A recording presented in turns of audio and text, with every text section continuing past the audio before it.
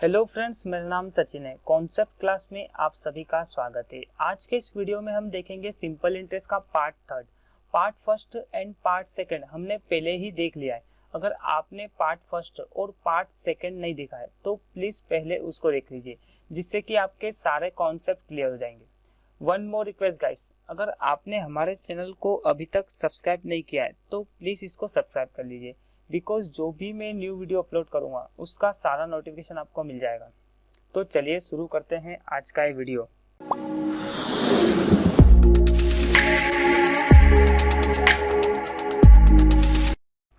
First question, 3600 रुपये को दो भागों में इस प्रकार विभाजित करें कि पहले भाग पर 3% वार्षिक दर से 2 वर्षों का साधारण ब्याज तथा दूसरे भाग पर 4% वार्षिक दर से 3 वर्षों का साधारण ब्याज समान प्राप्त होता है। तो 4% पर दी गई राशि ज्ञात कीजिए। सबसे पहले जो सवाल में हमें दिया हुआ है वो हम लिख लेते हैं। तो 3600 रुपये को दो भागों में, 3600 को दो भागों में, तो ये फर्स्ट भाग हो गया और ये हमारा हो गया सेकेंड भाग। कि पहले भाग पर 3%, रेट ऑफ इंटरेस्ट कितनी है फर्स्ट भाग पर? 3%। वार्षिक दर से 2 समय का, समय हमें दिया है 2, तथा दूसरे भाग पर रेट ऑफ इंटरेस्ट जो है वो है 4% और समय हमें दिया है 3 वर्ष का साधारण ब्याज समान प्राप्त होता है, मतलब दोनों क्या बराबर प्राप्त होता है। तो 4% पर दी गई राशि ज्ञात करनी है, मतलब हमें सेकेंड भाग की जो राशि है वो हमें ज्ञात करना है। तो इस सवाल को हम क्या करेंगे, रेशो में बना के सोल्व करेंगे। तो सबसे पहले यहाँ पर रेट और समय है, तो P प्रिंसिपल क्या मान लेते हैं, P1 मान लेते हैं और इसमें P2 मान लेते हैं। तो यहाँ से हम इसको सोल्व करेंगे। तो SI का फार्मूला क्या होता है, P1 मल्टीप्लाई, उसके बाद रेट ऑफ इंटरेस्ट कितनी, 3% और समय है 2 वर्ष, डिवाइड में 100 और यहाँ पे क्या होगा, P2 मल्टीप्लाई 4% डिवाइड में 100 और ये मल्टीप्लाई 3। तो यहाँ से हम P1 और P2 का मान ज्ञात कर लेंगे। तो 100 से 100 कैंसिल, उसके बाद 3 से 3 कैंसिल, 2 से 1 टाइम और 2 से 2 टाइम। तो यहाँ पे क्या होगा, P1 मल्टीप्लाई 1 और P2 मल्टीप्लाई 2। तो यहाँ से P1 और P2 की वैल्यू हो जाएगी, तो ये 1 मल्टीप्लाई में, तो इसको क्या करेंगे, डिवाइड में कर देंगे। तो P1 बराबर हो गया 2 और P2 बराबर हो गया 1। तो P1 रेशियो P2 2:1। अब यहाँ पे हमें P1 और P2 दोनों के मान दे रखे और P1 और P2 मतलब इन दोनों का योग कितना है, 3600। तो हम क्या करेंगे, इन दोनों का भी योग कर लेंगे। तो 2 + 1 कितना होगा, 3। तो 3600 को डिवाइड करेंगे हम 3 से और ज्ञात क्या करना है, 4% वाली रेट, मतलब क्या P2 हमें ज्ञात करना है। तो मल्टीप्लाई क्या करेंगे, 1। तो इसको यहाँ से हम सोल्व करेंगे तो 3 से काटेंगे तो कितनी बार कैंसिल होगा, 1200 बार। तो 4% पर जो ली गई राशि है वो कितनी हो जाएगी, 1200 रुपये। तो हमारा आंसर यहाँ से क्या होगा, बी वाला, B is right answer. Next सवाल, 8200 को दो भागों में इस प्रकार विभाजित करें कि पहले भाग पर 10% वार्षिक दर से 4 वर्षों में प्राप्त साधारण ब्याज, दूसरी राशि पर 7% वार्षिक ब्याज की दर से 6 वर्षों के लिए प्राप्त साधारण ब्याज बराबर हो। तो मूलधन ज्ञात कीजिए। इस सवाल में सबसे पहले जो हमें गिवन है उसको लिख लेते हैं। तो 8200 रुपये, तो 8200 दो भागों में, तो ये तो हो गया फर्स्ट भाग और यह हो गया हमारा सेकेंड भाग। पहले भाग पर रेट ऑफ इंटरेस्ट कितनी है, 8% जो दे रखा है वो हमें 10% और समय जो है वो है 4 वर्ष। दूसरे भाग पर रेट ऑफ इंटरेस्ट जो है वो है 7% और समय हमें गिवन है 6 वर्ष और दोनों क्या है, बराबर है। तो यहाँ पे हम मूलधन को क्या, P1 और सेकेंड भाग में P2 मान लेते हैं। तो ऐसा ही बराबर क्या होता है, P1 मल्टीप्लाई R जो 10% है और समय है 4 डिवाइड में 100 बराबर, यहाँ पे क्या होगा P2 मल्टीप्लाई 7 मल्टीप्लाई 6 और डिवाइड में कितना हो जाएगा 100। तो 100 से 100 कैंसिल, उसके बाद 2 से कैंसिल करते हैं तो 2 से 2 बार और 2 से 3 बार। अब उसके बाद इसको सोल्व कर लेते तो P1 मल्टीप्लाई कितना हो जाएगा 20, उसके बाद P2 मल्टीप्लाई 7 इंटू 3 तो 21। तो यहाँ से P1 बाय P2 कितना हो जाएगा 21 बाय 20, ये मल्टीप्लाई में तो क्या हो जाएगा डिवाइड में। तो P1 इज टू P2 कितना हो जाएगा 21:20। अब ये जो रेशो बना है P1:P2, इन दोनों का भी योग कर लेते हैं तो कितना हो जाएगा 21 और 20 का योग कितना हो जाएगा 41, और यहाँ पे इन दोनों का योग कितना है 8200। तो 8200 को डिवाइड किससे करेंगे 41 से, और पूछा क्या है दोनों राशि ज्ञात करनी, तो मल्टीप्लाई फर्स्ट वाले में क्या करेंगे मल्टीप्लाई 21, तो 41 से 2 टाइम 00, तो पहली राशि कितनी हो जाएगी 4200, ये तो हो गई फर्स्ट राशि। और सेकेंड राशि कितनी हो जाएगी, इसका मल्टीप्लाई 20 में कर लेंगे तो कितना हो जाएगी 4000। यहाँ पे क्या 200 का मल्टीप्लाई क्या 20 में करना है, तो यहाँ से भी हमारा आंसर आ जाएगा। तो फर्स्ट भाग हो जाएगा हमारा 4200 और सेकेंड वाला भाग जो होगा वो होगा 4000। आई होप ये कॉन्सेप्ट आपको अच्छे समझ में आया होगा। नेक्स्ट क्वेश्चन, कितने प्रतिशत वार्षिक दर से 600 रुपए पर 3 वर्ष का साधारण ब्याज 400 रुपए पर 6% वार्षिक ब्याज की दर से 2 वर्ष के ब्याज के बराबर है। मतलब सबसे पहले जो सवाल में गिवन है हम उसको लिख लेते हैं। तो कितने प्रतिशत मतलब रेट ऑफ इंटरेस्ट हमें क्या करनी ज्ञात करनी इसमें, तो 8% हमें ज्ञात करना है। कितने प्रतिशत वार्षिक दर से 6000 रुपए पे, मतलब मूलधन दिया हुआ है हमें 6000 रुपए 600 रुपए, समय जो है 3 वर्ष है का साधारण ब्याज 400 रुपए पर 6% वार्षिक ब्याज की दर से, मतलब पी कितना है इसमें 400, और रेट ऑफ इंटरेस्ट जो है वो है 6% और समय दिया हुआ है 2 वर्ष के ब्याज के बराबर हो, मतलब ये दोनों क्या बराबर हो, और 8% हमें क्या ज्ञात करना है। तो सबसे पहले एसआई बराबर क्या होता है P into R into T divide में 100, और इधर भी यही होगा P into R into T divide में 100। तो P का मान हमें दे रखा है 600 मल्टीप्लाई 8% हमें ज्ञात करना है, और समय हमें दिया हुआ है 3 वर्ष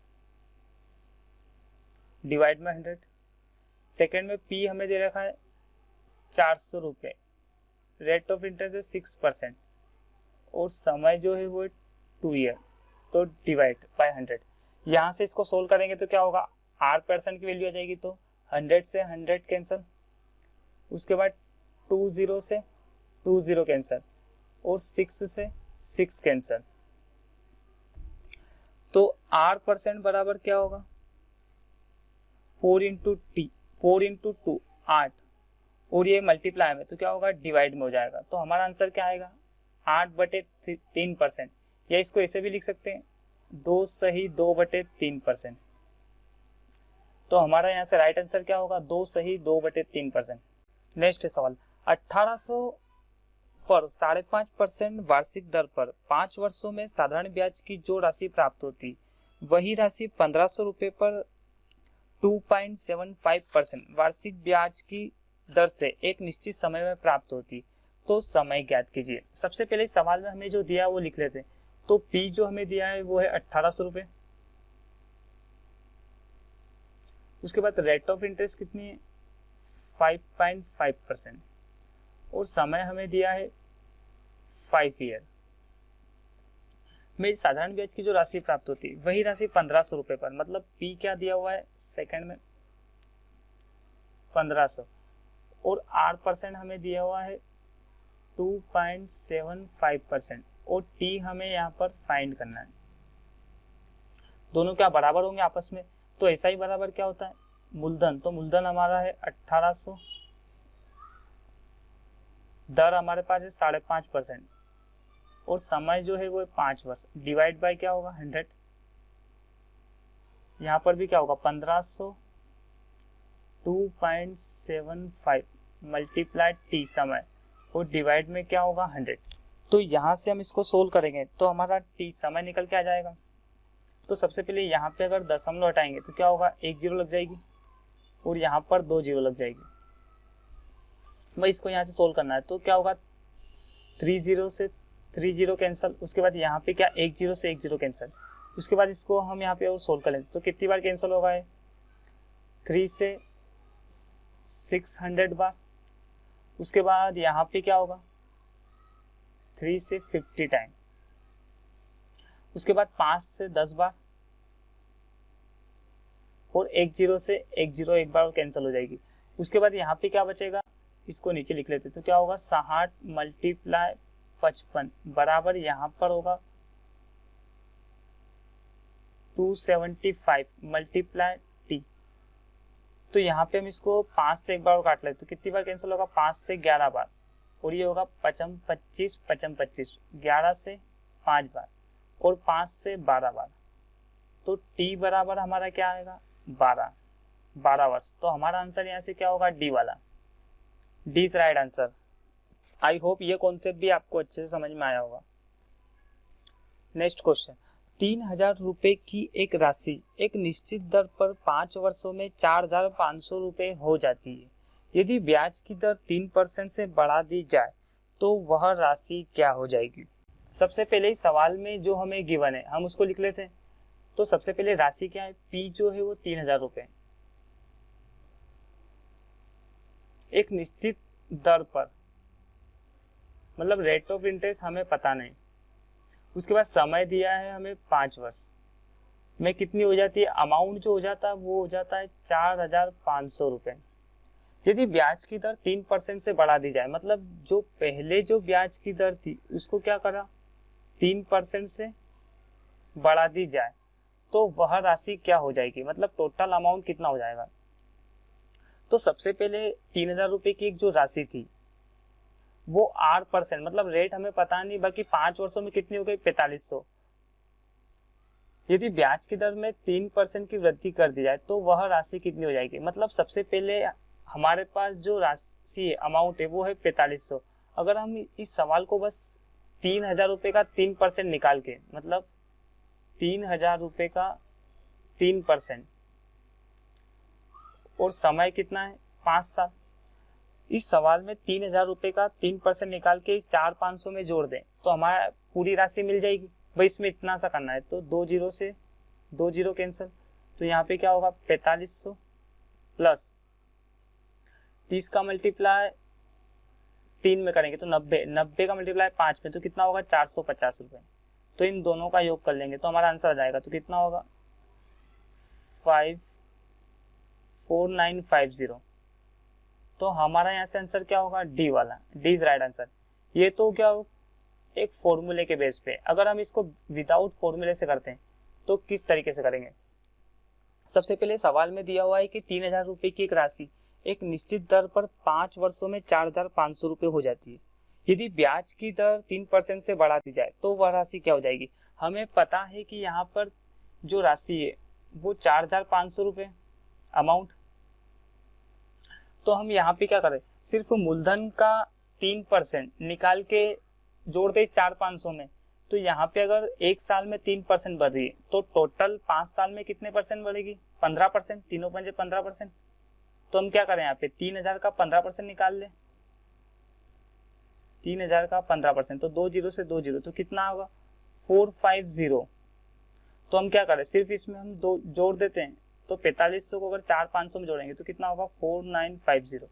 तो यहाँ से भी हमारा आंसर आ जाएगा। आई होप ये भी कॉन्सेप्ट आपको अच्छे समझ में आया होगा। नेक्स्ट सवाल, 6,000 रुपये की राशि को दो भागों में इस प्रकार बांटा जाता है कि पहले भाग पर 4% वार्षिक दर से, दूसरे भाग पर 7% वार्षिक ब्याज की दर से उधार दी गई। यदि 3 वर्षों के बाद 900 रुपये ब्याज के रूप में प्राप्त होते हैं तो वह राशियां ज्ञात कीजिए। मतलब दोनों राशि ज्ञात करनी है हमें, 4% वाली भी और 7% वाली भी। तो सबसे पहले जो हमें दिया हुआ है वो लिख लेते।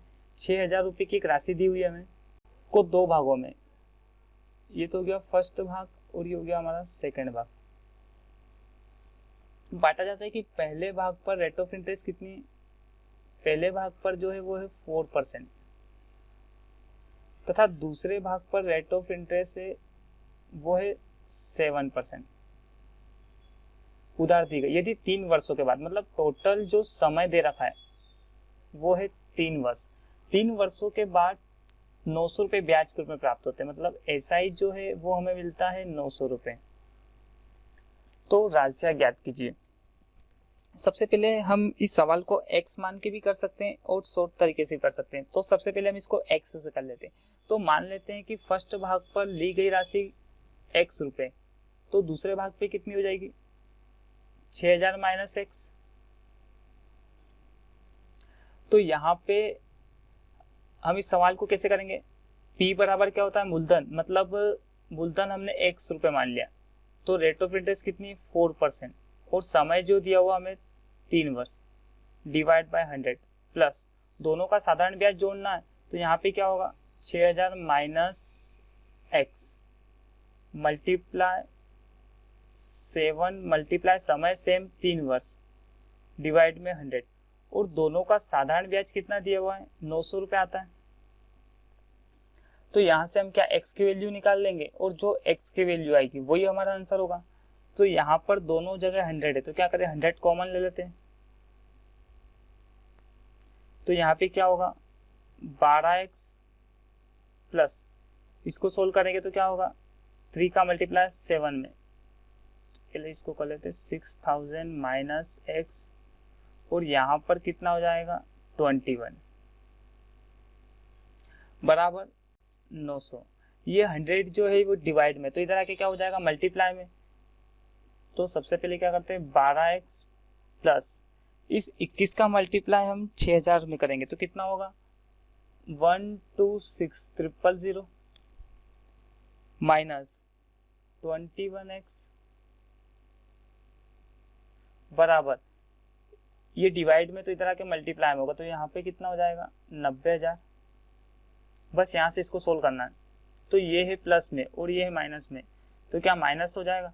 तो यहाँ पे क्या होगा 9x माइनस का आएगा और इसको प्लस का इधर ले जाएंगे तो क्या हो जाएगा ये भी माइनस का हो जाएगा।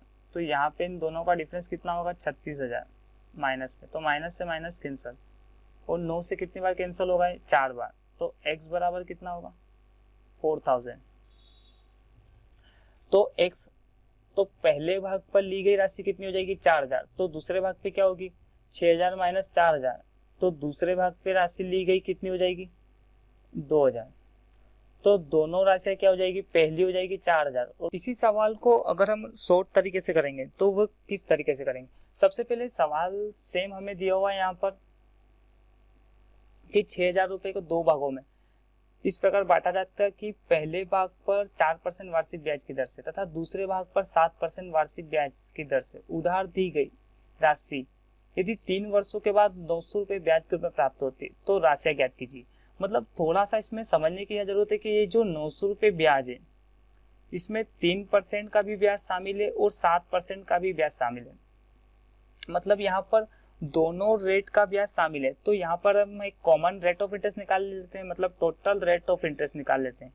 तो यहाँ पे क्या होगा टोटल रेट ऑफ इंटरेस्ट निकालेंगे हम, तो हमारा फार्मूला क्या होता है रेट ऑफ इंटरेस्ट का एसआई। तो एसआई दिया है हमें 900 रुपये मल्टीप्लाई 100, उसके बाद सम पी हमें कितना दिया हुआ है 6,000 रुपये और समय दिया हुआ हमें 3 वर्ष। तो यहाँ से हमें क्या मिलेगी टोटल रेट ऑफ इंटरेस्ट। तो इसको सोल्व कर लेते हैं तो क्या होगा 1 2 3 1 1 2 3 0 से 3 0 कैंसिल, उसके बाद इसको कैंसिल करेंगे तो कितनी बार कैंसिल होगा 3 से 30 बार और 6 से 5 बार। तो टोटल रेट ऑफ इंटरेस्ट कितनी आएगी हमारे पास 5%। मतलब ये जो 5% रेट है इसमें 4% भी शामिल है और 7% भी शामिल है। अब हम इसको एलिगेशन वाले तरीके से करेंगे। तो सबसे पहले फर्स्ट भाग और सेकंड भाग दोनों की अलग अलग रेट हमें दे रखी। फर्स्ट की है 4%, सेकंड की जो है वो है 7%, और टोटल इन दोनों की कंबाइंड कितनी है 5%। तो यहाँ पे रख देते हैं 5%। तो इसको सोल्व करेंगे तो इन दोनों का डिफरेंस कितना होगा 2%, इन दोनों का डिफरेंस 1%। तो यहाँ से हमें क्या मिलेगा, फर्स्ट और सेकंड का भाग, परसेंटेज से क्या परसेंटेज कैंसिल हो जाएगा, तो फर्स्ट रेशियो सेकंड दोनों का भाग कितना होगा 2:1। अब हमारे पास रेशियो आ गया। अब इसको सोल्व करना और भी आसान हो गया। यहाँ पर भी क्या है, इन दोनों का योग है और यहाँ भी योग है, तो इन दोनों का योग कितना होगा 2 + 1 3। तो 6,000 रुपये को सिर्फ 3 से डिवाइड कर देंगे और फर्स्ट वाला भाग निकालना है, तो मल्टीप्लाई 2। तो यहाँ से क्या होगा, फर्स्ट भाग आ जाएगा, तो 3 से 2,000 बार, तो फर्स्ट भाग कितना होगा 4,000, और सेकंड वाला भाग कितना हो जाएगा हमारा, मल्टीप्लाई 1 कर देंगे, तो 2,000 का मल्टीप्लाई 1 में कितना होगा 2,000 ही होगा।